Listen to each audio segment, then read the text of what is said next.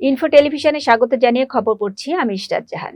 গাজীপুরের পুবাইল এলাকার ভুয়া মুক্তিযোদ্ধা আব্দুর রউফ সরকারের বিরুদ্ধে সংবাদ প্রকাশ করায় আনন্দ টিভির গাজীপুর জেলা প্রতিনিধি সাংবাদিক শাকিলের বিরুদ্ধে উদ্দেশ্য প্রণোদিত ও ষড়যন্ত্রমূলক মিথ্যা অভিযোগ দায়েরের প্রতিবাদে ও মিথ্যা অভিযোগ প্রত্যাহার এবং অপপ্রচারকারীদের দৃষ্টান্তমূলক শাস্তি দাবি জানিয়ে গাজীপুর জেলা প্রশাসক কার্যালয়ের সামনে মানববন্ধন ও স্মারকলিপি প্রদান করেছে স্থানীয় সাংবাদিকরা।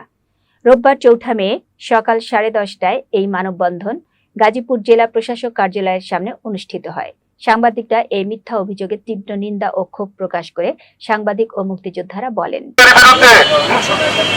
সংবাদ পরিবেশন করে আজকে আমরা সেই সাংবাদিকের পরম সত্য এবং ন্যায়ের পক্ষে।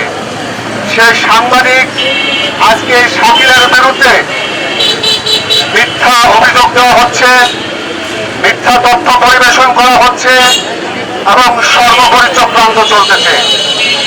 আমরা সকল চক্রান্তের উন্মোচন করে দিব। আমরা একা নয়, শাকিল এখানে একা নয়। শাকিল, আমরা মূলত সাংবাদিকতা স্বাধীনতার লক্ষ্যে আমরা সকলে এখানে এক হয়েছি। আমি কমান্ডার হিসাবে এটুকু জানি, রব মিয়া তার এ পর্যন্ত 4 থেকে 5টা সাক্ষাৎকার আমি দিয়েছি এবং আমি জানি আমার ভুয়ারের মুক্তিযোদ্ধাকে কি। আমি একটা কমান্ডার হিসেবে বলতে পারি, রব একজন ভুয়া মুক্তিযোদ্ধা।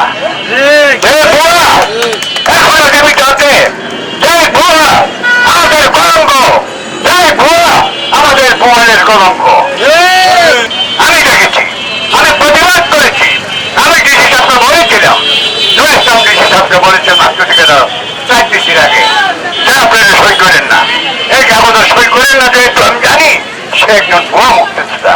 আমার রব তার এক ছেলে থাকে ভেঙে দিয়া ভুয়া মুক্তিযোদ্ধা, সে তার এক ছেলে কেউন হয়ে গেছে। সে একজন চাউট পাটপার স্বাধীনের সমাজে গরু তৈরি করছে। এই রবের দৃষ্টান্তমূলক সাক্ষী। এতক্ষণ ইনফো টেলিভিশনের সাথে থাকার জন্য ধন্যবাদ।